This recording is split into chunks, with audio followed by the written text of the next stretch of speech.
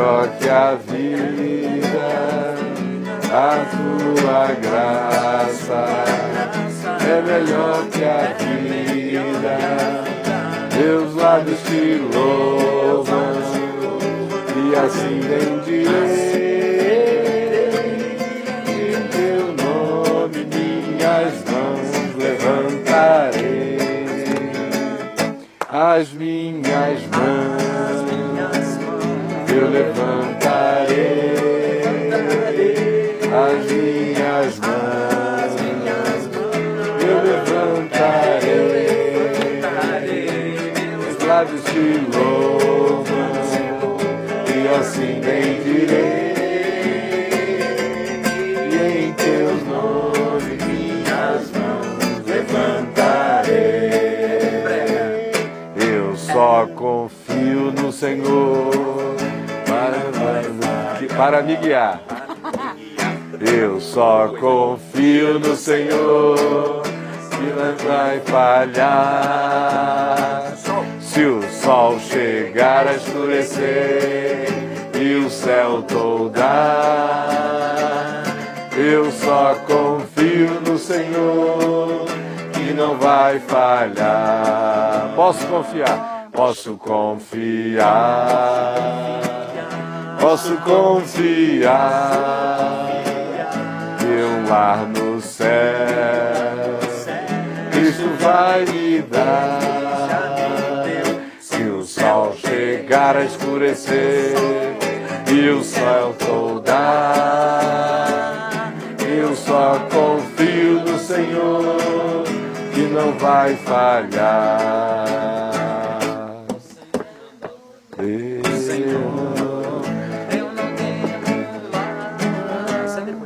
Pode ir. É um popurrí.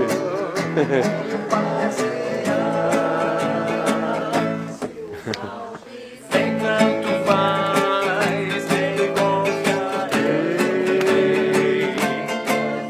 Jesus me entreguei, Ele é Meu rei. Agora eu sou feliz. Sou feliz.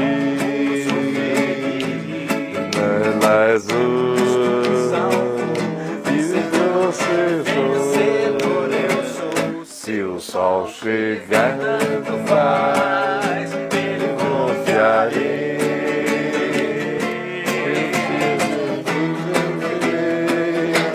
Ele é meu rei. Sou feliz. agora sou feliz. Eu sou feliz.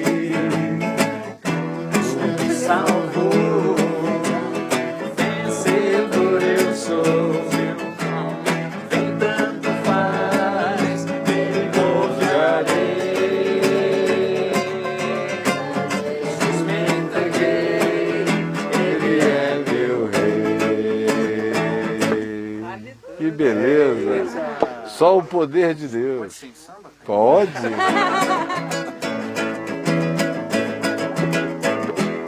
O poder de Deus pode mudar teu ser. A prova que eu te dou, Ele mudou o meu. Não vês que sou feliz,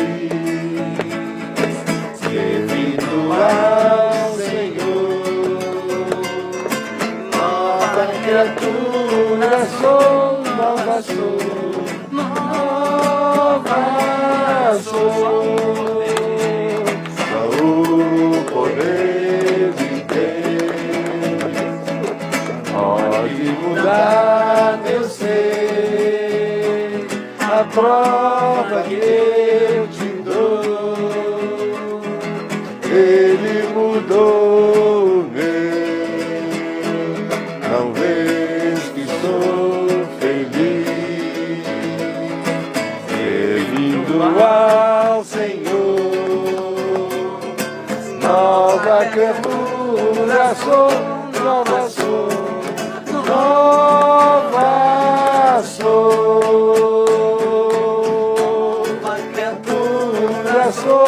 nova sou, nova sou. Esquecerei, oh, nunca esquecerei, oh, nunca esquecerei, eu nunca esquecerei o que Deus fez por mim. Do mal, nunca esquecerei, livrou-me da morte do mundo e do mal, nunca esquecerei, livrou-me da morte do mundo e do mal, nunca esquecerei, eu nunca esquecerei o que Deus fez por mim. Só o poder de Deus pode mudar, eu sei, a prova que eu te dou, Ele mudou eu. Não vês que sou feliz, servindo ao Senhor, nova criatura sou, nova sou, nova sou, nova criatura sou, nova sou, nova sou.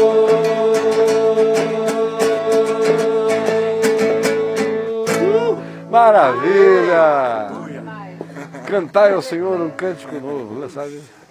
Qual deles? O antigão? O antigão. É. Só não pode em funk. Um cântico novo.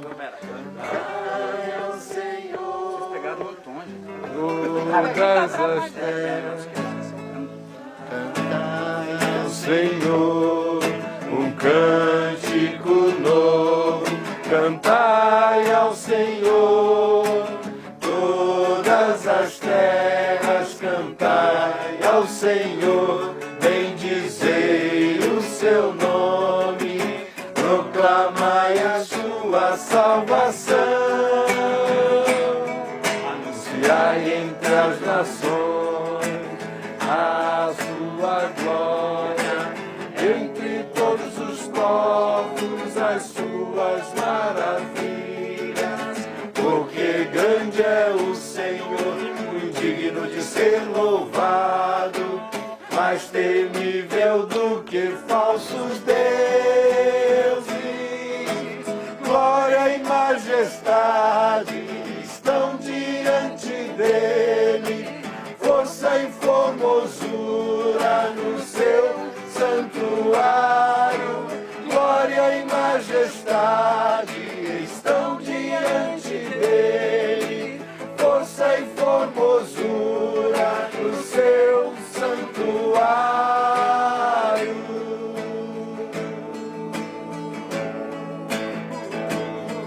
Cantai ao Senhor um cântico novo, cantai ao Senhor todas as terras, cantai ao Senhor, bendizei o seu nome, proclamai a sua salvação,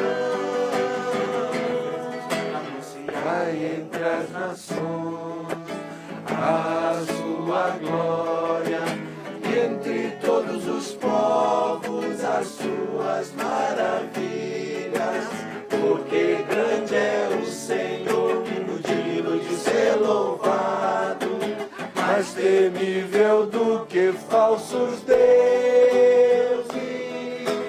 Glória e majestade estão diante dele, força e formosura no seu santuário. Glória e majestade estão diante dele, força e formosura do seu santuário.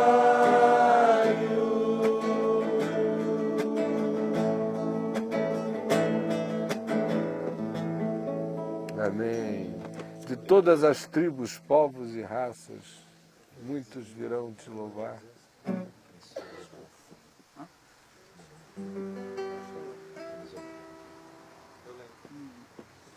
Irmãos, começa a cantar que eu sei. Tribos, povos e raças, muitos virão te louvar. De muitas culturas, línguas e nações, no tempo e no espaço, virão te adorar. Bendito seja sempre o teu Deus, Filho de Deus, raiz de Davi. Bendito seja o seu santo nome, Cristo Jesus, presente aqui. De todas as tribos, de todas as culturas, línguas e nações, virão te louvar.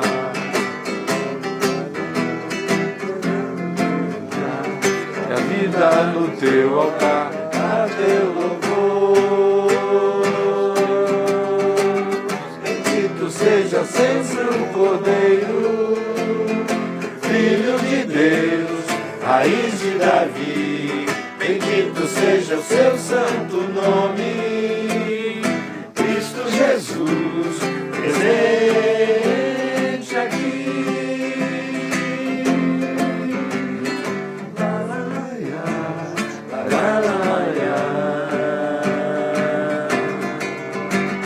E a nós só nos cabe tudo dedicar, oferta suave ao Senhor.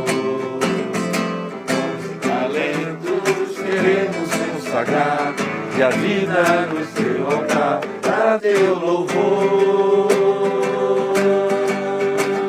Bendito seja sempre o Cordeiro, Filho de Deus, raiz de Davi. Bendito seja o seu santo nome, Cristo Jesus, presente aqui.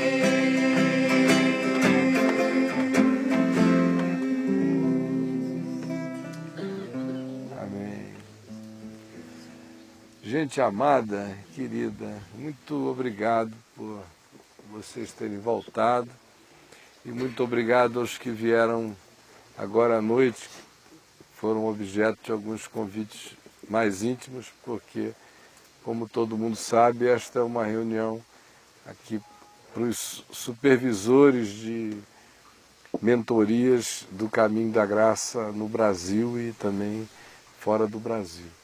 E quando eu ia descendo ali, eu tive a grata surpresa de ver uma pessoa sentada ou em pé, em estado assim bastante contemplativo, e ela estava na penumbra, eu não consegui enxergá-la, e me aproximei, ela veio em minha direção e se apresentou. Eu gostaria que você dissesse seu nome para todo o grupo que está aqui. Seu nome? Meu nome é Mara. Mara. Eu moro aqui no Lago Norte. Isto. E a Mara assistiu na televisão? Uma única vez. Por acaso localizei, rodando, achei você. Isto. Mas eu viajava no dia seguinte. Aham. Eu querendo voltar, voltei ontem. Voltou ontem e está aqui hoje, né? Aí você ligou para... Tem alguém atendeu, o Ah. Chico, eu acho. O Chico. Cadê o Chico? Está aí? O Chico está lá na edição, lá atrás. Ó. Depois você vem conhecer a Mara, Chico, viu? E está aqui que você atendeu ao telefone. Então, bem-vinda, Mara. Tá bom, querida? Então, essa é uma reunião, deixa eu te explicar a você.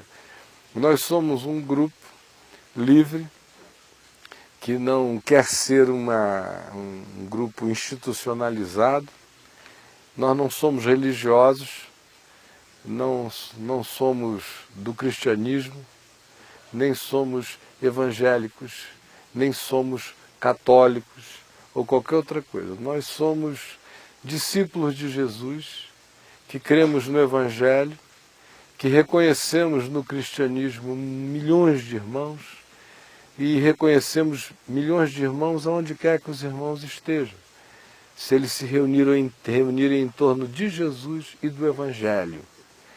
Nosso ambiente de serviço a Deus, à vida e ao próximo, não está relacionado com um lugar, com um templo, uma paróquia ou com uma geografia sagrada, de onde supostamente tudo o que acontece é serviço a Deus. Nós não cremos em nada disso. Nós cremos que quem crê em Jesus é sacerdote de si mesmo diante de Deus. Que o único mediador entre Deus e os homens é Jesus Cristo. E que ninguém precisa de atalho, nem de figuras veneráveis, porque não há ninguém mais próximo de mim do que Deus. E Ele é meu Pai, é meu paizinho. E foi Jesus que o tornou assim, que abriu esse véu e tornou isso possível. Então, o caminho do Evangelho não é um caminho religioso, é um caminho de fé. E a fé não é um caminho religioso do ponto de vista do Evangelho. Ela se tornou um caminho religioso do ponto de vista do que os homens fizeram com ela. Então nós não estamos aqui reinventando a roda, nós só estamos tentando viver com a simplicidade que nos é possível o caminho simples de Jesus. Agora, nós praticamos todas as coisas simples que são praticadas no Evangelho como vida, como proposta, como missão e como ternura de Deus para conosco.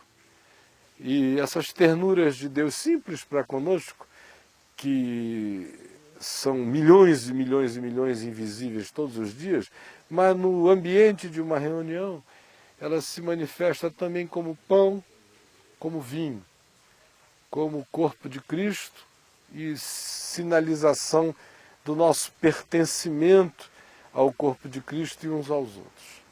E o vinho, como sinal definitivo e eterno da nossa garantia de vinculação, de perdão e de inclusão em Deus. Então, esse grupo que está aqui crê nisso e em muitas outras coisas. E nós estamos aqui, eles vieram representando muitos outros mentores do nosso movimento que se chama Caminho da Graça, e que não estão aqui porque eles supervisionam áreas distintas no país e se relacionam com grupos e grupos. Hoje de manhã nós tivemos uma reunião onde falamos de algumas coisas bem íntimas do grupo, mas as nossas intimidades são transmitidas ao vivo. Então está ao vivo ali, ó. Íntimo é o ambiente do falar, mas nós aqui não temos esse problema. Nosso negócio é todo ao vivo. Né? Segundo, e a cores? Ainda não tem cheiro, mas a gente espera que tenha pelo menos um aroma conceitual bom para as pessoas.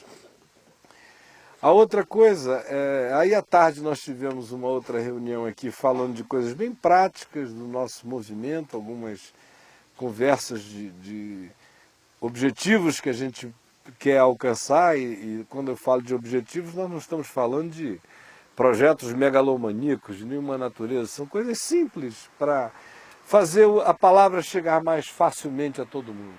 Né? E agora à noite, essa é uma reunião mais simples ainda, onde nosso objetivo é cantar juntos, não porque ao virmos a cantar juntos, as canções ganhem qualquer poder especial por nós estarmos juntos, não é?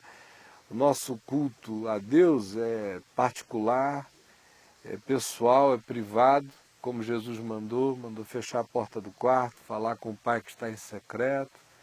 E é no secreto do coração todo dia, toda hora, o tempo todo, é tentando fazer os nossos pensamentos melhores e piores viajarem na presença de Deus, na presença do que o Evangelho chama luz e verdade. Então, às vezes nós somos afirmados, às vezes nós somos repreendidos pela verdade e o que a gente quer é se submeter a ela. Esse é o nosso culto racional.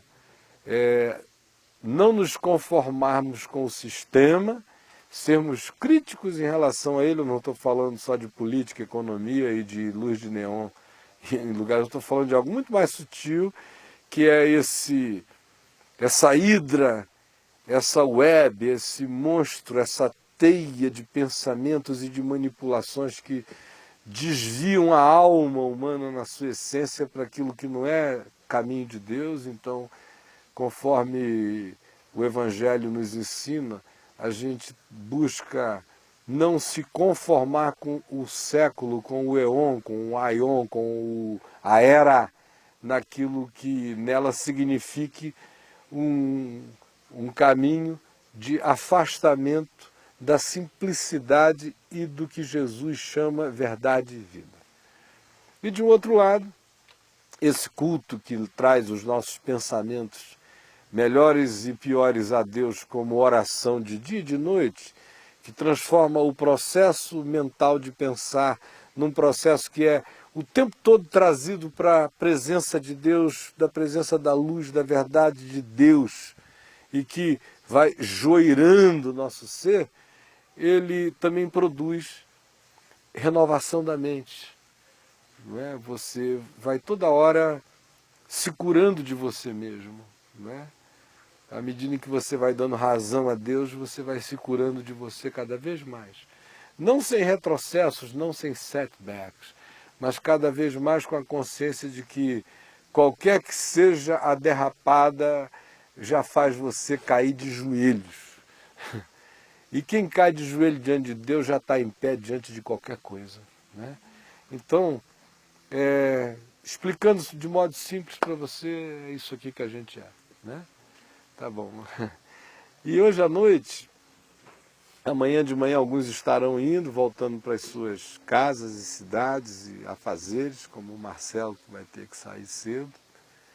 E à noite ele prega em Campinas e segue no mestrado na segunda-feira, não é isto? Segunda e terça. É.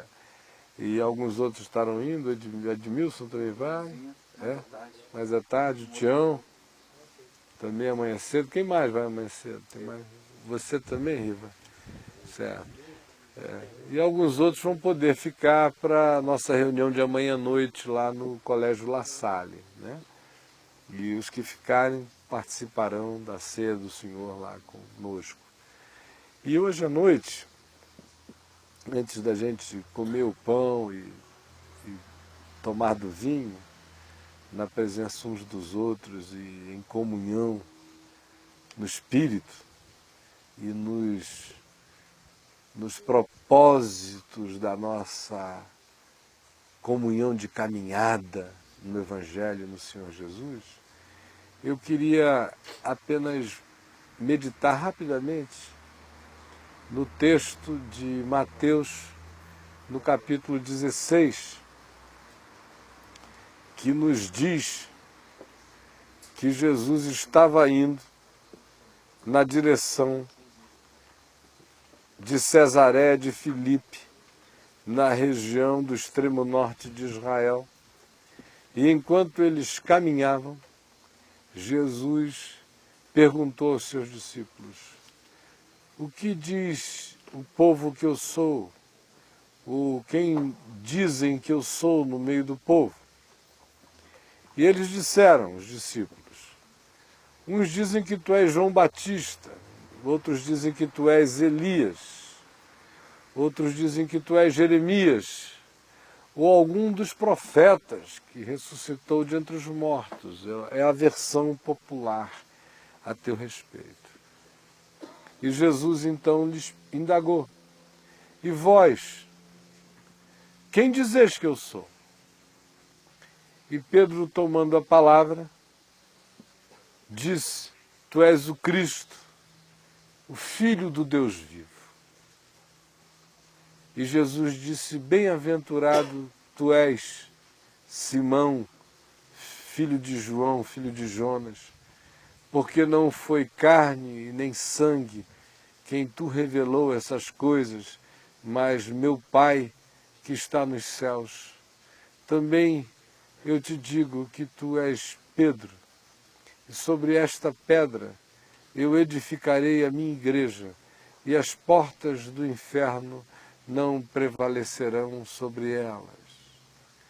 E a partir destes acontecimentos, diz o texto, a partir destas coisas, passou Jesus a dizer a eles que importava que ele fosse a Jerusalém e que em Jerusalém ele sofresse muitas coisas e fosse ofendido e preso e manietado e sofresse todas as coisas que nós sabemos que ele veio a sofrer, e disse, por fim, o Filho do Homem será crucificado, será morto e ressuscitará ao terceiro dia.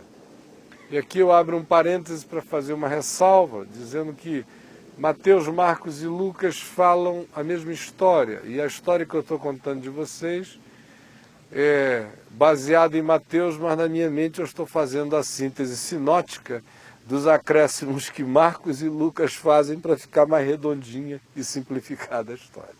Então, quando ele disse isso aos discípulos, que foi ato contínuo, olhe, estamos indo para Jerusalém e lá acontecerá isto. E concluiu dizendo, o Filho do Homem será morto, mas ressuscitará ao terceiro dia. E Pedro disse, de modo algum te acontecerá essa coisa, olha, até ressurreição para acontecer vai ter que brigar comigo porque eu não deixo. Jesus não disse que iria padecer essas coisas, ser morto, crucificado, sepultado e degenerado na terra. Mas a fixação de defesa de Deus, de proteção do Evangelho, de defesa da verdade, é de fato não uma tentativa de proteger Deus e nem Jesus, é tentativa de proteger a nós mesmos. Porque uma das coisas que Pedro mais disse e repetiu, de vez em quando ele saiu com essa, pelo menos 2 vezes, fora as repetições nos evangelhos sinóticos, é: Senhor, nós deixamos tudo por tua causa. A gente deixou tudo por tua causa. Então não fura essa bola. Esse negócio de ir para Jerusalém e morrer e tal, isso não te acontecerá para que não aconteça a mim. E eu que não posso voltar para Galiléia com essa cara lavada. E eu aqui não posso ter feito uma aposta tão definitiva dessa e ela ser uma furada. E o choque da primeira informação, Filho do Homem será humilhado, morto, isso e aquilo, crucificado, foi tão poderoso, definitivo e maior, que o impediu de ouvir como Jesus terminou a sentença, mas ressuscitará ao terceiro dia. Mas não interessa a ressurreição, porque é um risco muito grande, né? Ressurreição é uma experiência de quem morreu. Agora, esse negócio de morrer, com a gente não, nem para ressuscitar eu quero que o Senhor morra. Em outras palavras, a natureza humana, ela não quer ressurreição nunca, porque ressurreição acontece depois de morte. E morte ninguém quer sob hipótese nenhuma. A nossa preferência era um Cristo imortal e não um Cristo eterno. Nossa preferência é um Jesus que não morresse nunca. Era o Frankenstein do bem. O Drácula da graça, Jesus de Nazaré. Aí, com a gente, andando para lá e para cá, virando Deus brasileiro, de vez em quando, vou passar uma temporada no Brasil para consertar aquela igreja. Se bem que Jesus também disse assim, olha, lá eu não estou indo não, porque passou das medidas dos amorreus, dos jebuseus e de tudo mais. Aí Jesus não vai morrer. Jericó tem que cair. Mas não. A nossa tendência natural é querer muito mais imortalidade do que vida eterna. A gente, quando fala de vida eterna, a gente fala com muito pesar. Vida eterna é apenas a alternativa à morte. Já que eu vou morrer, então que eu tenha vida eterna. Porque havendo a opção, assim, se fosse para o Matrix, olha, o vermelho e o azul, E o azul é vida eterna, o vermelho é imortalidade. Pega, meu irmão, olha, isso aqui na Eucaristia, hoje. Aqui, ó. Azul e vermelho, azul e vermelho. Azul é qual? Azul é vida eterna. Vermelho é imortalidade. Eu quero vermelho. Vermelho, né? Olha, meu amigo, especialmente se ninguém tivesse dito nada a respeito. Só tivesse dito assim, esse aqui é o Matrix. Meus irmãos, o Senhor me deu esses 2 pedaços de pão. Esse aqui da minha mão direita significando vida eterna. Quem comer desse pão passa para a vida eterna agora. Quem comer desse outro nunca mais morrerá. Vai ficar vivo para sempre. Vai entrar na Nova Jerusalém não com um corpo glorificado, apenas com um corpo imorrível. Imorrível ele entrará lá. Qual dos 2 vocês querem? E não tivesse público? Não tivesse público? Não tivesse gravando, não tivesse... Só deixasse assim, pilastrinha da vida eterna, pãozinho da pilastrinha da imortalidade. Fôssemos embora, você voltem quando quiser, ele ficará aqui, ó. E não será como maná que apodrecerá amanhã de manhã, esse aqui podem voltar, pensa em volta. Todo mundo ia dar uma volta por aí, ficar vigiando quem é que já foi, quem não. Aí, pá, deixa eu chegar lá. Aí chega, olha, é muito difícil o pãozinho da imortalidade não ficar pequenininho. Pequenininho, pequenininho, porque todo mundo ia comer um pedacinho dele. Tem. Por que eu estou dizendo isso? Alguns iam dizer, Senhor, faze de mim um zumbi qualificado. Então, eu estou dizendo isso porque o que Pedro disse a Jesus, Senhor, isso de modo algum te acontecerá, revela o fato de que o ouvir sobre a ressurreição e sobre a vida eterna é aquilo que a gente faz apenas quando não dá mais. Porque enquanto a gente puder impedir, enquanto o caminho puder não passar por aí,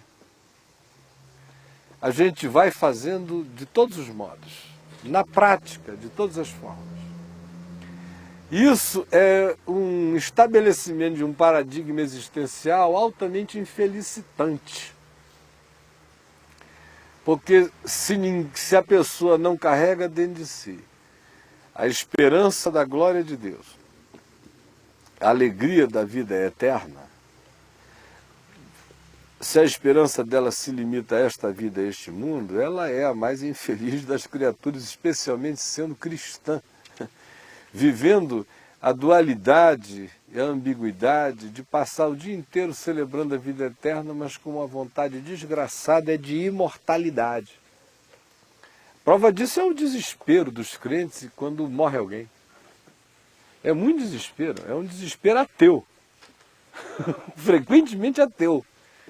Se acabou o mundo, meu Deus, morreu. A gente fica triste, a gente ama, a gente sente saudade. Estava dizendo a Adriana ontem que de uns 10 dias para cá eu tenho tido ímpetos diários, assim, 8, 10 vezes por dia de ligar para o meu pai. Se eu estou assim fazendo um negócio, de repente eu vou ligar para papai. Aí eu me lembro que ele faleceu ano passado, porque ele é tão vivo, tão vivo, tão vivo, continua tão vivo dentro de mim, que não é nem saudade, é uma comunhão com alguém que parece que eu posso pegar o telefone e falar com ele. E eu digo, não preciso, ele já foi, e até ele me diria, meu filho, você sabe o que eu penso sobre isso. E sigo a viagem. É normal você sentir saudade de quem você amou e você continua condicionado ao tempo, ao espaço, à distância. O anormal é o modo como a gente encara a morte, a partida. É totalmente anormal, ela nega a nossa alegria na glória de Deus, ela nega a nossa confissão de esperança, ela nega o fato de que a gente já passou da morte para a vida, ela nega tudo isso, porque nós somos gente ainda muito agarrada, aferrada à pílula vermelha da imortalidade. Como Pedro. Bem-aventurado tu és, Simão Bar-Jonas, porque não foi carne nem sangue que te revelou que eu sou o Cristo de Deus. Amém. Agora, fica sabendo, a gente está indo para Jerusalém, vai acontecer isso, mas o final é bom. Eu vou ressuscitar no terceiro dia. E Pedro diz não. Essa história de correr o risco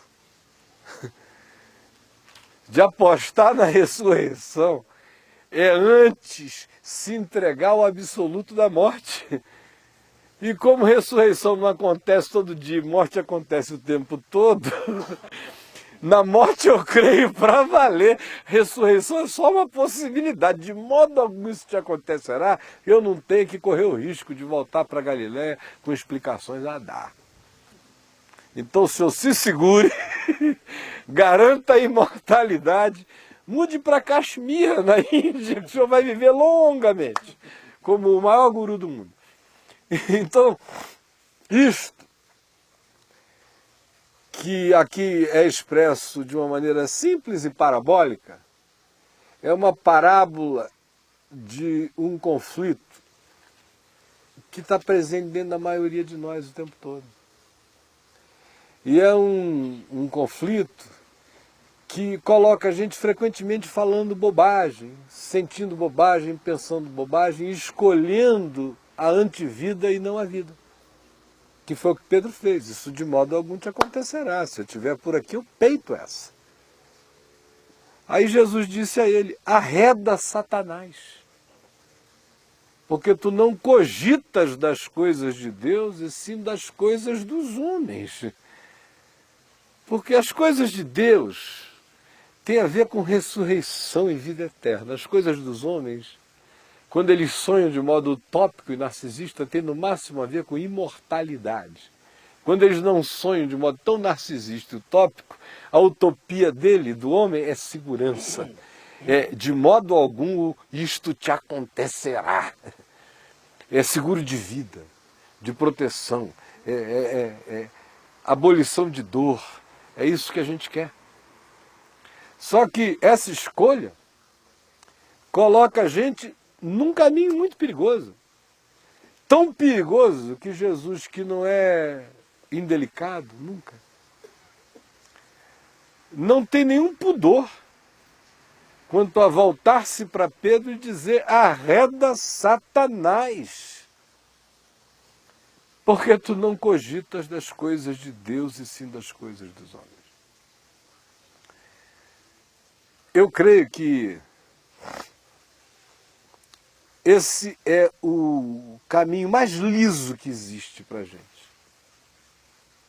E é aquele que mais nos coloca na proximidade da revelação, é o mesmo que nos coloca na proximidade dessa tentação. Porque é seguido ao louvor de Jesus a Pedro, bem-aventurado tu és, por teres discernido que eu sou o Cristo, Filho de Deus, e essa é uma revelação que veio do Pai, que não nasceu em ti, que não é uma constatação filosófica, foi uma iluminação espiritual. Aí o homem ouve que isso que ele acaba de dizer é uma iluminação espiritual e também não ouve que foi uma revelação do Pai. Ele acha que ele é um oráculo, agora vivo, encarnado, andante, ambulante, recebeu um elogio desse tamanho. Alguma coisa deve ter se fixado em mim para sempre, né? E o que Jesus mostra, o Evangelho revela, é que o homem que é capaz dessa palavra de revelação agora é capaz de ouvir Jesus dizer a ele, arreda Satanás a seguir. E ninguém é dono de absolutamente nada. E o grande risco é a gente querer ser. E a gente dizer, Senhor, isso de modo nenhum. E Pedro disse isso de modo nenhum algumas vezes. Disse a Jesus aqui, isso de modo nenhum te acontecerá. Disse depois, na véspera da última ceia, quando Jesus falou de novo, ele disse, ó, enquanto eu estiver aqui, ninguém pega. No jardim do Getsêmani, quando a moçada veio, ele ainda puxou da adaga e partiu de novo para as cabeças. Quando chegou à casa de Cornélio, lá em Atos 10, que veio aquela instrução para ele ir à casa do gentil pagão Cornélio, pregar a palavra, porque Cornélio já estava todo preparado por um anjo do Senhor que lhe pré-apregoara o Evangelho. E isso veio a Pedro na forma daquela visão dos lençóis que baixavam, cheios de comida que um judeu jamais comeria, comidas que não são kosher para eles, com tudo que é porcaria em relação à culinária judaica. E veio aquilo ali para um judeu, Pedro, uma visão de Deus num lençol cheio de tutano, joelho de porco, orelha, linguiça, víscera, feijoada, é aquilo que a gente comeu hoje. Um lençol com a feijoada. Aí a voz do céu disse, Pedro, mata e come. Ainda estava vivo, o bicho ainda tinha que tirar o sangue, aquela coisa toda. Aí Pedro disse, eu não, senhor, de modo algum, nessa boquinha aqui, não. Essa aqui, nem Deus mandando. De modo algum eu vou comer isso, é um cardápio que nem Deus me obriga a comer. E aí ele ouve a voz 3 vezes, aquilo que Deus purificou, não consideres como imundo, mas ele tem essa facilidade de dizer de modo nenhum. Agora, quando a gente diz de modo nenhum, a gente tem que saber que se é a Deus que a gente está dizendo de modo nenhum, a gente está dizendo de acordo com, inevitavelmente, para aquele acerca de quem Jesus disse que estava encostado em Pedro, buzinando no ouvido dele aquela ideia de uma autopreservação de Drácula, de imortalidade contra a vida eterna. Arreda, Satanás. Revelação de Deus é graça. Agora, associação com Satanás é sempre cogitação humana. Quando eu não deixo a revelação ter primazia na minha vida, o que surge é a minha cogitação, e a minha cogitação frequentemente não me leva na direção da revelação, porque tudo na minha natureza é contra a revelação de Deus. O meu mandamento é este, a vida eterna, Jesus disse. Ora, vida eterna, como eu disse, é a alternativa de quem, não podendo mais fazer outra coisa, diz eu quero. Do contrário, o coração ainda está ligado, é a tentativa de longevidade, imortalidade, durabilidade, cristalinização física para suportar o tempo e o espaço, se for possível. Só que esse é um negócio que muda tudo dentro da gente. Muda tudo. Por quê? Jesus disse que o caminho do Evangelho era aquele que preservar a sua vida, perdê-la. Aquele que perder a sua vida por amor a mim, preservá-la para a vida eterna. Então a tentativa preservacionista, a tentativa de segurança, imortalidade, seja lá o que for, me destrói. É a minha entrega à morte que me qualifica para a eternidade. É essa desconsideração para com um fenômeno chamado morte, agora que eu encontrei Jesus, e a qualificação da eternidade, que pode ser uma habitação no meu ser. Quando eu não faço a passagem, o que se instala em mim é a negação do princípio sem o qual não começa o discipulado. Porque quando Jesus disse, aquele que quer ser meu discípulo, a si mesmo se negue, tome a sua cruz e siga-me, ele prosseguiu dizendo aquilo que há pouco eu afirmei. Aquele que quiser salvar a sua vida, perdê-la-á. Aquele que perder sua vida por amor a mim, preservá-la-á para a vida eterna. Se o grão de trigo, caindo na terra, não morrer, fica ele só. Mas se ele morrer, ele produz muito fruto. Ele tratou até a si mesmo o tempo todo assim, convém-vos que eu vá, porque se eu não for, não vai ficar melhor como poderá ficar.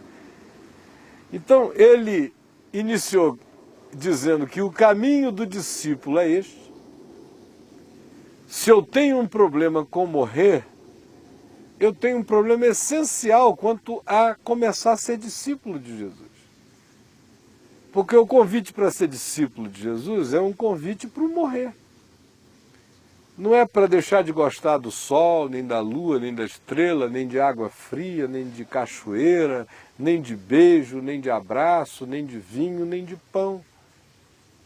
É fazer morrer aquilo que Paulo chama a natureza terrena, que é animal, egoísta, demoníaca, sanguessuguiana, extremamente narcisista, insegura, que confia na instabilidade dos poderes humanos, das riquezas, das aquisições, das acumulações, dos poderes passageiros.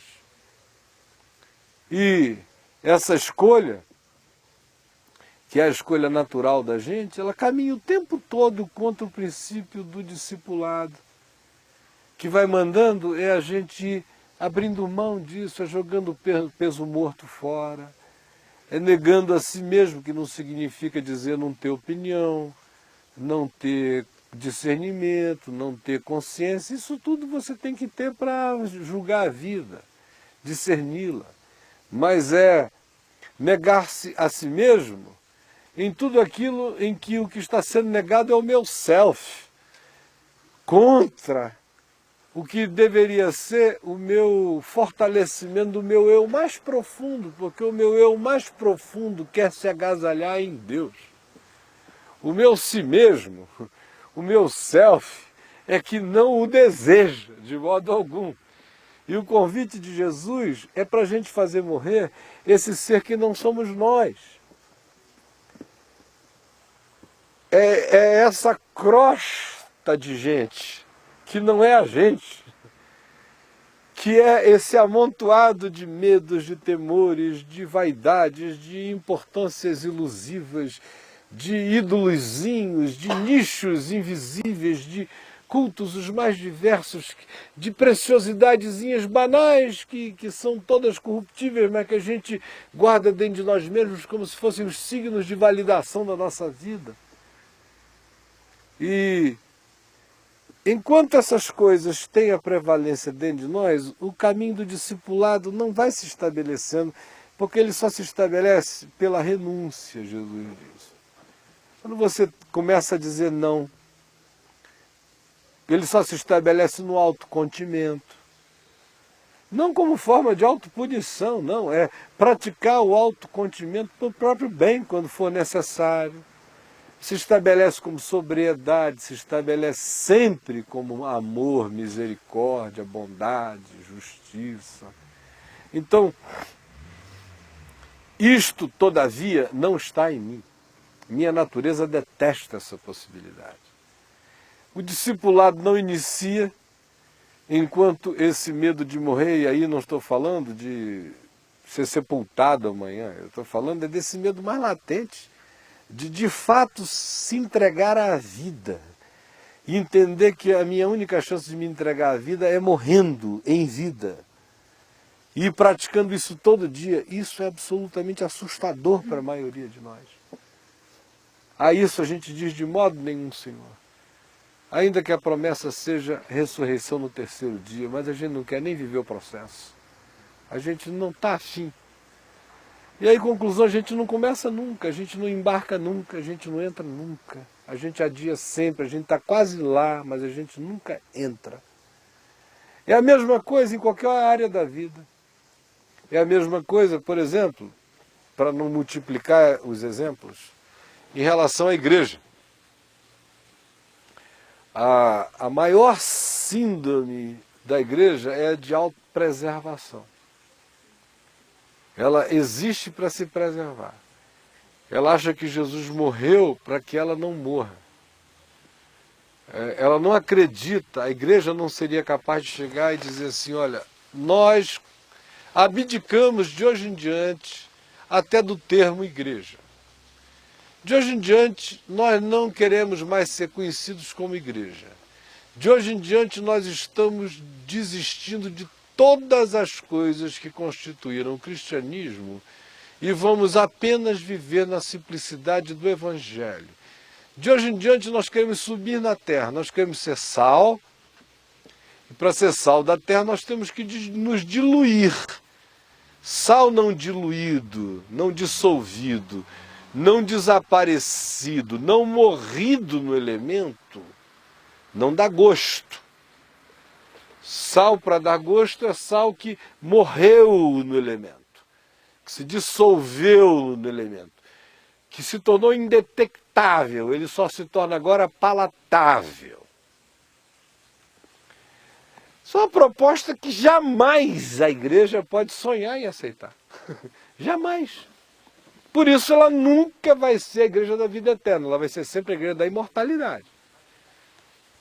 Preservar o cristianismo, lutar por nesta era pós-moderna, que quer aniquilar a fé cristã, que já estão chamando agora de era pós-cristã, jamais. Enquanto eu estiver morto, não. Não, jamais, Senhor. Sem a gente entender que se o cristianismo acabar, não acabou nada.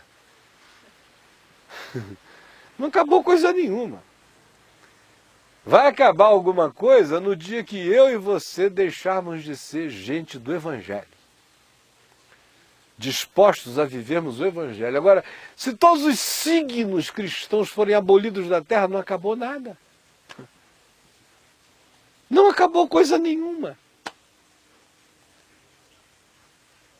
Mas nós somos daqueles que ficam muito felizes com o bem-aventurado pela revelação, que confessa que eu sou Cristo, mas que quer que fique aí. Quer que botar uma faixa presidencial de revelação. É minha. Eu disse, Pedro. Agora, a sequência do processo, de modo nenhum, nem que venha como resultado no final a ressurreição, mas me poupa dessa se for possível, Senhor da glória. O caminho da graça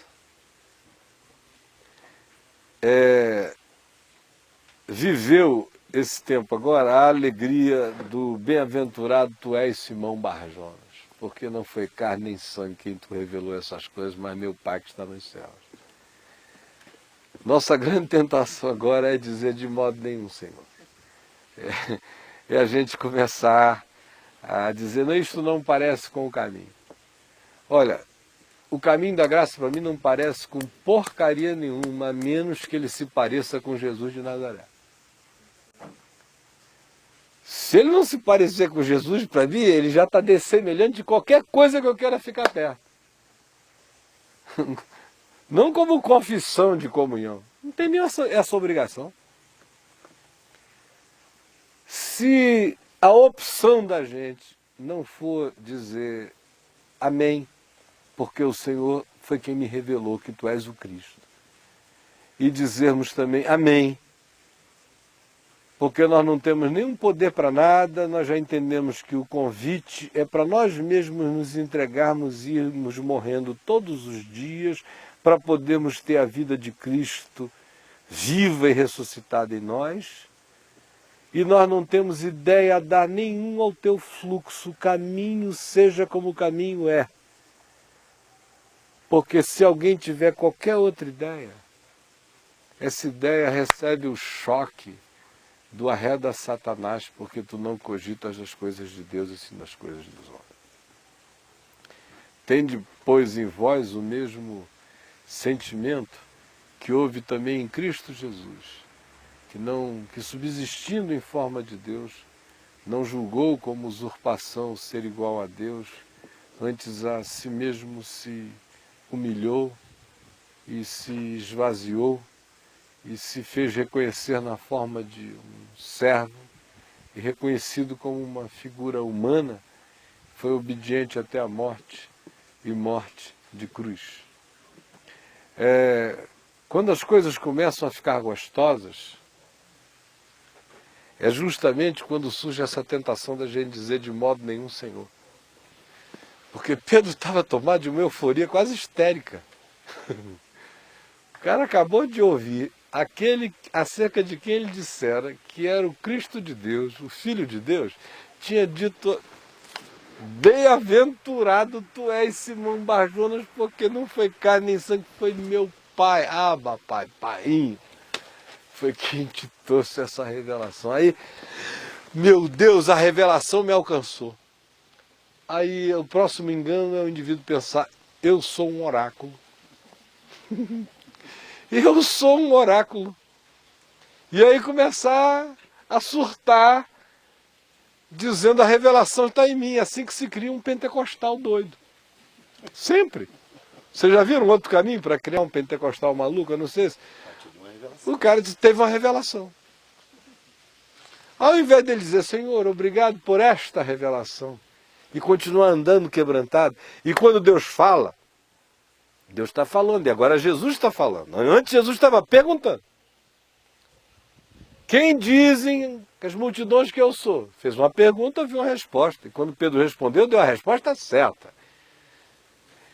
Se Deus me pergunta, que eu responda certo. Agora, quando Deus fala, que eu não tenha nada a dizer, que eu não diga de modo nenhum, Senhor. Quando Jesus perguntou, ele respondeu certo, mas agora Jesus disse: quem puxou esse assunto? Eu não te perguntei nada, Simão Bar-Jonas.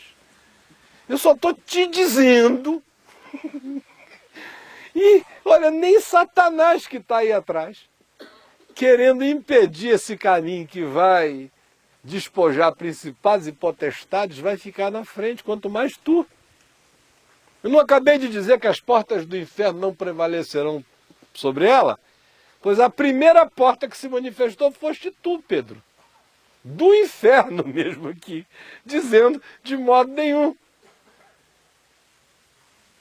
Então, quando as coisas começam a ficar assim, legais, iluminadas, reconhecidas, abençoadas, veio de Deus, é quando a gente começa a cair naquele caminho de começar a dizer: não, isso aqui vai nos enfraquecer, isso aqui pode nos fazer diminuir, isso aqui pode nos fazer morrer, isso aqui pode fazer qualquer coisa. Mas a pergunta nunca é essa. A pergunta é: esse aqui é o caminho do Evangelho?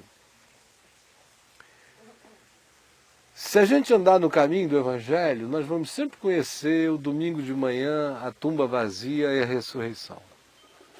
Sempre.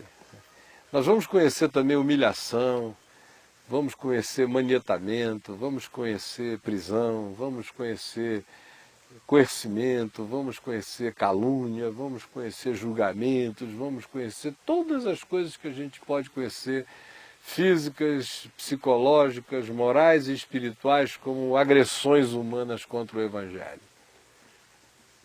Mas o fim disso tudo, gente, é a ressurreição dentre os mortos.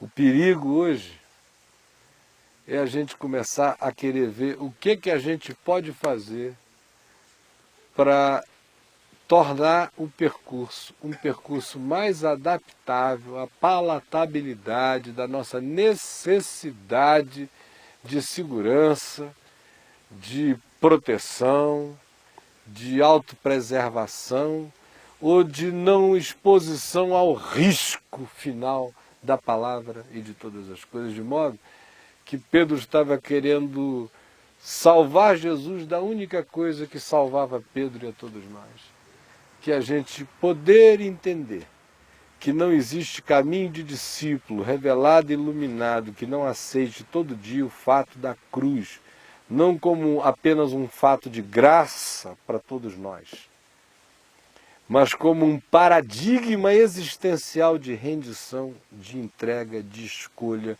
pela via da renúncia, pela via do amor e pela via da vitória dentro de nós, da vida eterna contra a imortalidade. Enquanto a vida eterna não vencer dentro da gente os desesperos de imortalidade, de autopreservação, de nome, de importância, de história, de proteção da história, de proteção de nós mesmos, enquanto todas essas coisas que são filhotes da imortalidade estiverem conduzindo a nossa vida, a gente vai estar correndo o risco de vez em quando, estar ouvindo aquela voz de Deus dizendo: tira Satanás de trás de ti, porque esse não é o caminho da vida para você. As aplicações disso são diversas, e quem tem ouvidos para ouvir, ouça, mas que o Senhor nos dê a graça de não termos medo do caminho da vida eterna, que é caminho de ir morrendo em Cristo todo dia, para que a vida de Cristo cresça em nós. A palavra da graça de Deus é a coisa mais extraordinária deste mundo. Mas se ela não for ouvida de uma maneira correta no Evangelho, a gente corre risco de pensar que na graça de Deus nós estamos sendo chamados para um discipulado sem cruz, sem morte, sem entrega, sem renúncia, sem autocontrole, sem disciplina espiritual, mental, de pensamentos, sem arrependimento regular, sem checagem íntima do coração, com uma desconfiança profunda sobre nós mesmos em relação a quais sejam os filhos da nossa alegria surtada. Porque a melhor alegria pode ser processada de modo equivocado e gerar um surtado 5 minutos depois, que começa a dar ideia a Deus, dizendo: não é assim, só porque sentiu uma confirmação de poderes celestiais no coração por afirmação de Jesus quanto a uma verdade confessada. Era isso que eu queria dizer hoje à noite, e estimular todos nós aqui para a gente não vacilar, porque imortalidade e vida eterna, para alguns parecem ser a mesma coisa, mas elas são antitéticas.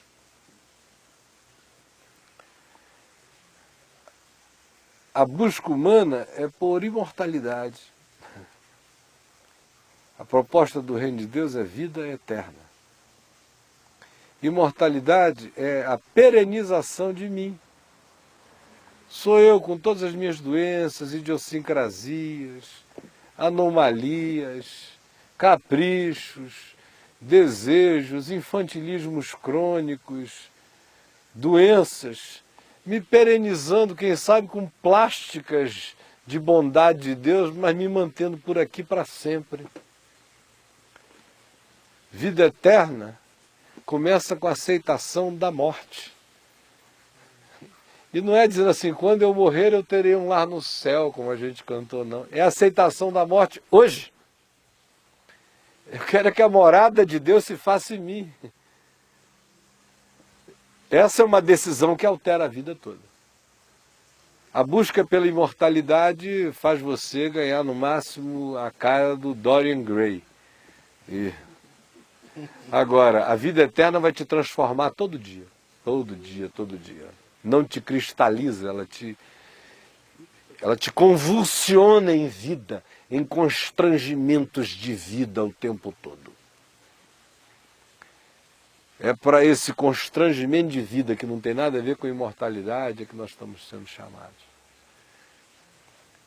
Proposta do diabo é imortalidade. Proposta de Jesus é vida eterna.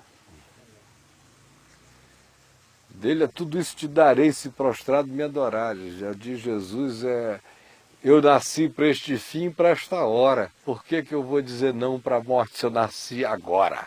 Eu vim para este sentido, para este momento. E se esse grão não cair aqui, não vai dar o fruto que tem que dar, se não morrer aqui. Agora, vida eterna é a qualidade da vida de Deus em nós. Imortalidade é a perenização da desqualificação da nossa existência. Imortalidade é vida de fantasma, de assombração, de alma penada, de visagem. É o cara que queria ficar tanto aqui que depois de morto deixa um holograma para assustar os outros. Esse é o imortal. Agora, Vocês já ouviram dizer que alguém que estava cheio da vida eterna foi recebido em alguma sessão espírita por um médium? Já ouviram dizer? Nem vão ouvir. Porque lá só se manifestam os imortais. Ninguém da vida eterna. Da vida eterna ouviu, hoje mesmo tu estarás comigo no paraíso. Não ouviu, tu perambularás pela terra. Eu estou cada vez mais convencido de que o inferno é imortalidade. O inferno é imortalidade. O inferno é você para sempre. Você entendeu? O inferno é você para sempre. Imagina. Eu estava dizendo pro pessoal aí, tem uma propaganda no Discovery que mostra um velhinho sarado de 70, todo saradinho assim, levantando lá um peso assim, imagina, a ciência fará coisas poderosas, engenharia genética, não sei o que, longevidade. Você gostaria de ter 150 anos assim? Eu vi aquilo e falei, Deus me livre! Hein? Deus me salve de ser um inferno! Imagina eu tô com 54. O que já entrou nessa vida aqui já foi não sei quantos. Imagina eu aqui mais 100. Mais 100. Deus não faria uma coisa dessa comigo de jeito nenhum. Desculpa, cara, mas seria insuportável. Você imagina só. Eu 100, mais 100 anos aqui. Essa era a angústia do Highlander, né, no filme. Enterrava e não morria. Não morria. Tem gente que sonha com isso. Não morreu, é uma desgraça. Essa é a salvação de muito crente. É virar Highlander. É por isso que a teologia da prosperidade cresceu tanto entre nós, porque ela pregou a imortalidade. Ela é uma espiritualidade da imortalidade, da longevidade. Se o cara morre com 27 anos, ou o pai estava em pecado, ou a mãe estava em pecado, ou ele estava em pecado, ou o diabo estava solto naquele dia. Mas o crente da prosperidade, que tem a espiritualidade da imortalidade, considera qualquer anacronismo, casuísmo, qualquer coisa que aconteça antes das horas previstas, como sendo maldição. Porque quebrou o quê? O ciclo da mortalidade previsível e do sonho de prolongamento de imortalidade, tanto quanto se possa. Jesus, quando fala de vida eterna, acabou com essa história. O Salmo 91 de Jesus não louva a longevidade física. Saciá-lo-ei com longevidade, lhe mostrarei a minha salvação. Em Jesus, esse conceito todo não glorifica o velho de 200 anos, nem o de 120. Longevidade agora é ter vivido com a qualidade da vida eterna. Os dias que tenha vivido na vida. Que se qualifique com essa vida eterna dentro de si. Inferno é você para sempre. Por isso é que a maioria dos que falam muito de céu, inferno, salvação e tudo, que são os crentes, não entendem por que eles vivem no inferno mesmo.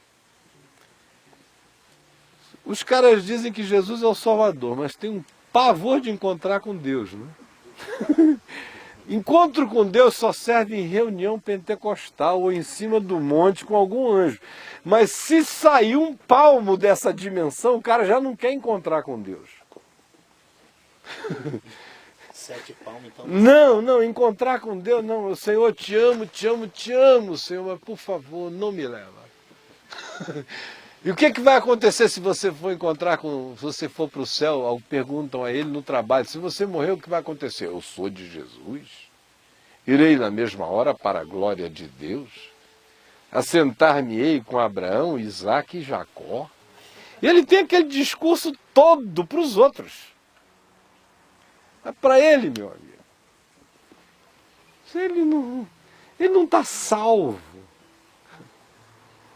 Ele não está salvo porque ele simplesmente não disse: eu já passei da morte para a vida, tanto faz, estou lá, estou aqui. Se eu estou aqui é Cristo, se eu estou lá é lucro. Esse é o caminho do ser vida eterna. O caminho do indivíduo imortal é aquele que vive o inferno na terra, que nunca muda, nunca experimenta a mudança qualificativa que o Evangelho produz, porque ele só produz se o indivíduo morrer e se entregar como um morto.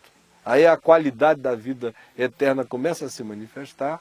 Mas como ele não quer essa experiência em área nenhuma da vida, e essa não é uma coisa que a gente faz de súbito, a gente vai fazendo todo dia, a vida inteira, como ele não quer isto, sobra para ele o quê? A imortalidade.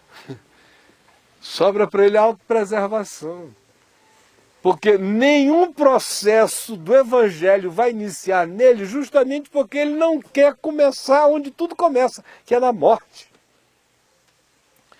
Então ele vai ser apenas um discípulo da imortalidade. É uma mentira. É uma mentira, ele vai viver sofrendo as angústias do zumbi do Drácula e dizendo: me unge, Jesus, unge o castelo do conde Drácula, minha casa, para sempre. E não sabe por que o Evangelho não funciona, porque não começou. Para começar, tem que morrer. Se alguém quiser ser meu discípulo, é assim. E se disser de modo nenhum, Senhor, vai ter que ouvir a reda Satanás, porque esse é o caminho do adversário, não é o nosso. Isso aqui não há nenhuma apologia à morte física. O que há é uma defesa do Evangelho em relação ao significado existencial da decisão que a gente tem que tomar todo dia. E ela surge para nós todos os dias com caras diversas o tempo todo. E a sabedoria do Espírito Santo é você ficar tão irreligioso e tão cheio do Evangelho, que quanto mais cheio do Evangelho, menos religioso, ficar tão cheio do Evangelho, que você não associe mais o processo de morrer com aquelas coisas que a igreja ensinou como mortificação. Porque a igreja, para não morrer naquilo que Jesus chama para morrer, faz os indivíduos criarem mortificações que não matam nada, só acentuam a vontade deles de imortalidade. Eles se mortificam naqueles pedaços para poderem não entregar-se à morte que os salva. Então, minha gente, se eu tivesse partindo hoje, eu teria tanta coisa para dizer, masessazinha que eu estou dizendo aqui é a mais importante que eu teria a dizer a vocês. Porque sem isso não há caminho. Não começa nunca nada. A gente se torna apenas gente com bandeiras da vida eterna, cultuando a imortalidade em nós mesmos. Vamos orar e pedir ao Espírito de Deus que nos ajude a não ficarmos presos àquelas ideias preconcebidas de morrer. E nos ajude a entender quais são os monstros de nós mesmos, os si mesmos, os selfies agigantados e adoecidos em nós, que se passam por nós e não somos nós. Esse si mesmo é que tem que morrer, isso é uma construção fantasiosa, é um holograma, não é a gente. De fato, se a gente vai jogando o si mesmo para fora, vai jogando, o extrato de nós que vai sobrando, pode um dia vir a ser surpreendente para nós mesmos quando a gente descobrir quem nós éramos o tempo todo e como nós nos impedimos de nos ver por causa desse monte de nós mesmos, que impede a nossa visão da essência de quem somos nós e do com que o nosso ser de fato se satisfaz. A quantidade de ilusão em cima da gente é muito grande.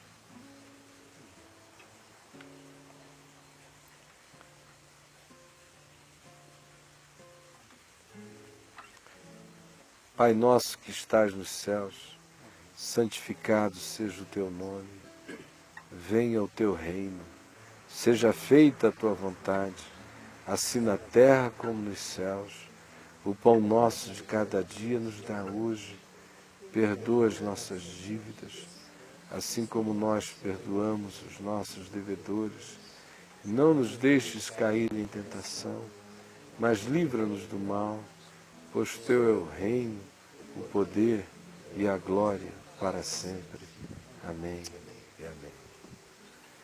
Eu queria pedir para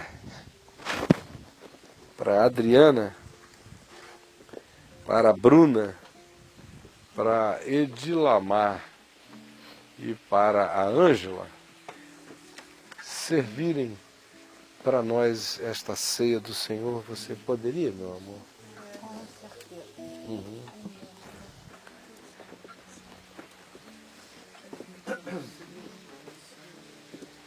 Eu queria um cálice e um pedacinho de pão só. Obrigado,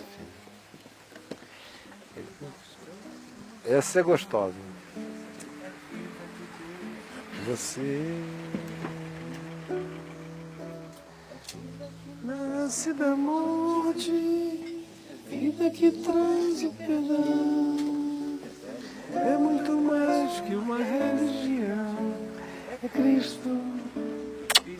Você tá bom?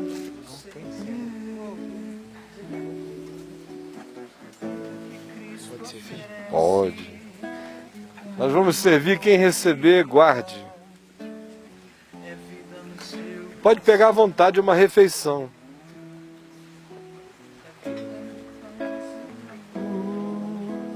É vida aos pés do Senhor, vida de Deus em você. Nasce da morte, é vida que traz e perdão. É muito mais que uma religião, é Cristo vivendo em você. É vida que nasce da morte, vida que traz o perdão. É muito mais que uma religião, é Cristo vivendo em você. Tá. É Cristo vivendo em você. É Cristo vivendo em você. Obrigado, filho.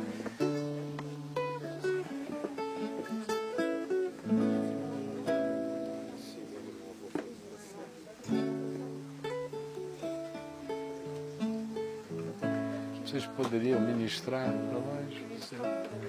Os dois falaram. A vida de Deus em você. Vida que faz e perdão aos pés do Senhor. É vida no teu coração. Que Cristo é vida que traz o perdão. É muito mais que uma religião. É Cristo vivendo em você. Cristo vivendo em você. É Cristo vivendo em você.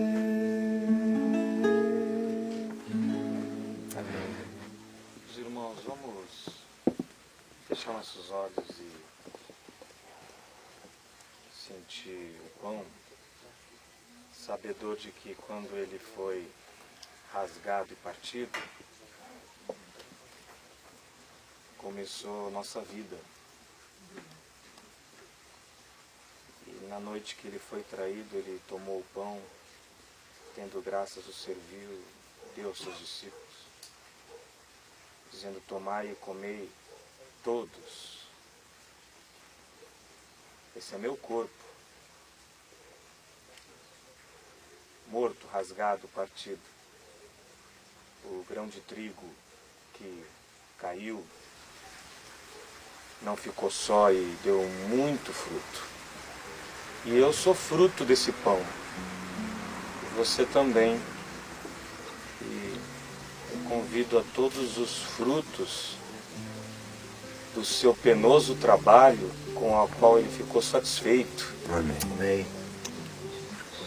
Todos os frutos do sacrifício dele a comerem juntos Amém. o corpo do Senhor. Amém.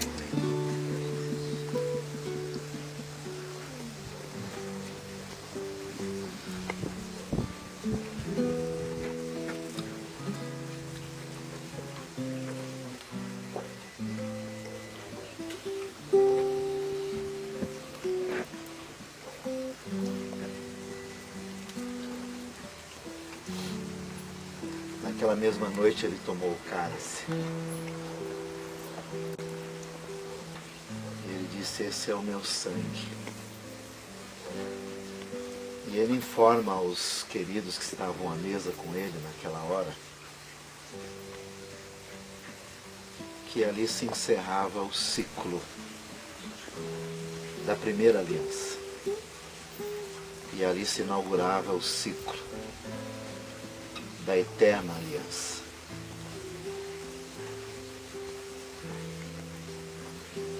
O meu sangue será derramado por vós.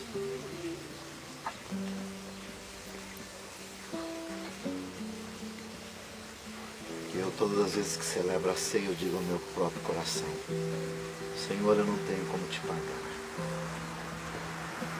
mas eu celebro em gratidão. Ele tomou o cálice e disse: esse é o meu cálice, este é o meu sangue, derramado por vós. Quando vocês se reunirem, quando vocês se encontrarem como amigos e irmãos e frutos da vida, celebrem. Amém. E tomem junto o cálice.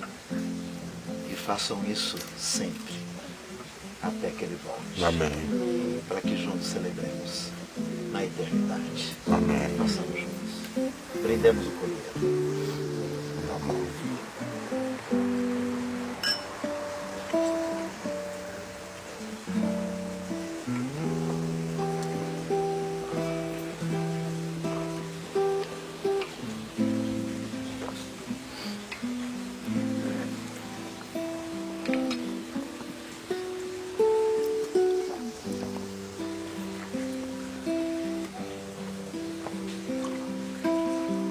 Jesus, Jesus, deixa-me contar-te o que sei. Jesus, Jesus, deixa-me contar-te o que sei. Tu me deste o teu Espírito, e agora eu te amo tanto. Jesus, Jesus, deixa-me contar-te o que sei. Tu me deste o teu Espírito, e agora eu te amo tanto.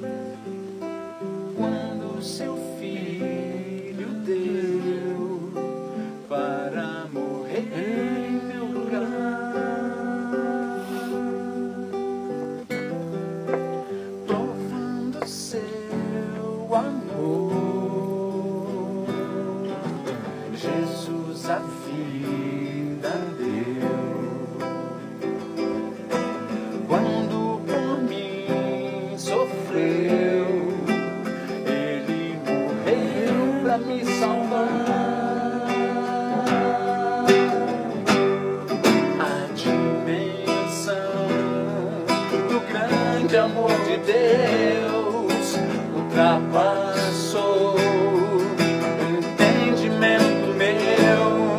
Ninguém jamais pôde explicar a força que levou Jesus até a cruz por mim. Não há como agradecer esse grande amor de Deus, que é mais vivo do que a própria luz do sol. Onde encontrar palavras pra expressar a gratidão por Jesus fazer-se instrumento de amor nas mãos do Pai.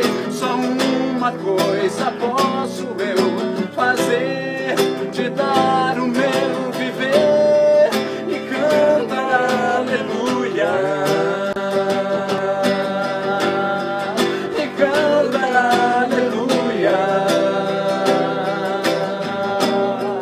E cantar aleluia. A dimensão do grande amor de Deus ultrapassou o entendimento meu.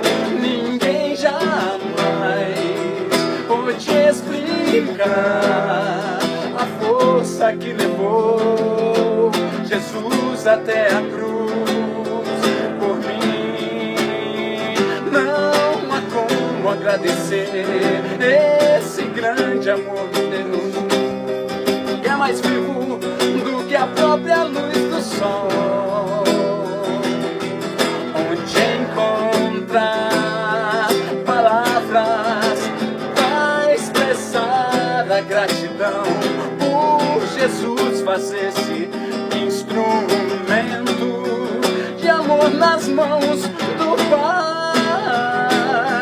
Só uma coisa posso eu fazer, te dar o meu viver e cantar aleluia. E cantar aleluia. E cantar aleluia. E cantar aleluia.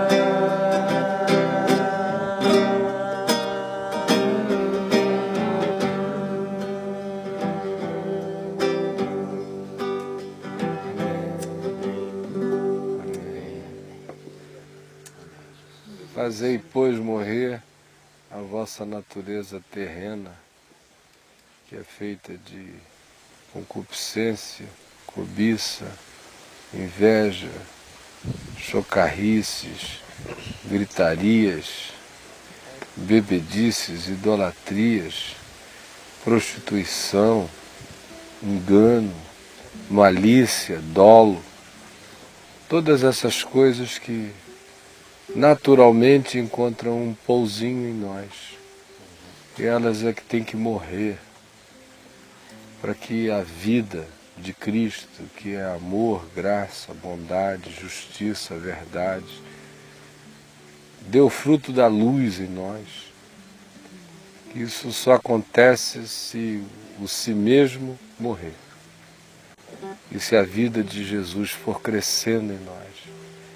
Se os nossos ídolos de imortalidade derem lugar à nossa alegria de vida eterna. E que o Senhor nos encha do Espírito Santo, de entendimento sobre o sentido de tudo isso, em cada aplicação simples da nossa vida, das nossas escolhas, das nossas decisões, para que a gente viva alegre na revelação e salvo das nossas próprias cogitações. Amém.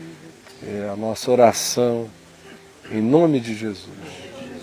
E que Ele abençoe as nossas casas, Amém, Senhor. nossos filhinhos, netos, esposas, nossos amados, que Ele nos leve de volta para casa em paz, que Ele encha de muita, muita graça as esposas que abriram mão dos maridos hoje, que o retorno seja bom e que o Senhor dê graça de tal modo que haja entre nós de fato um caminho de graça. Amém. E que seja real, não seja um nome, nem um conceito, nem uma ideia já bem organizada na mente de nós, mas que seja uma vereda no coração. Sim, Deus. Seja um caminho em nós, Sim, Jesus. em cada um de nós. Sim, Jesus. Em nome de Jesus e para a glória de Jesus. Amém. Amém.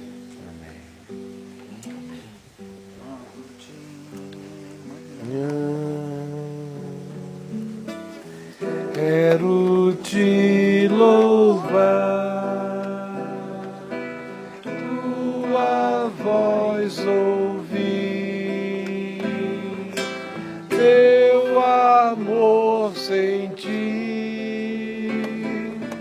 estender as mãos para te louvar.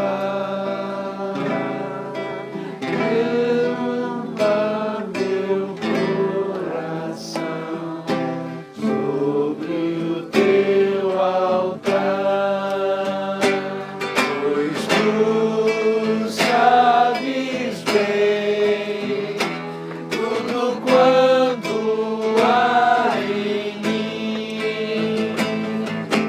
Vou te servir e te amar até o fim.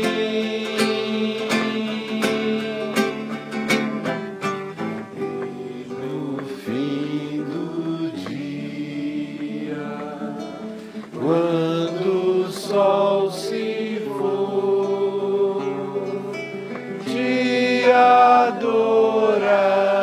adorarei, te darei louvor, escura a noite, brilha a tua luz, em teus braços eu descanso, meu Senhor Jesus,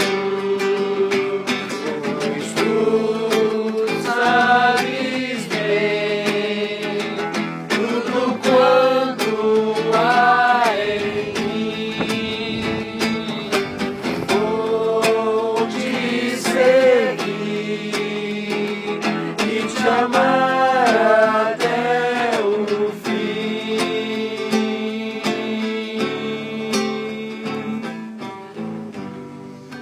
Fim do dia, quando o sol se for,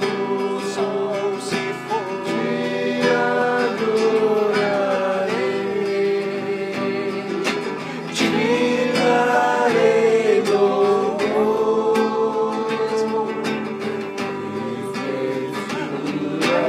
mesmo escura a noite, brilhando a lua, em teus braços eu descanso, meu Senhor Jesus.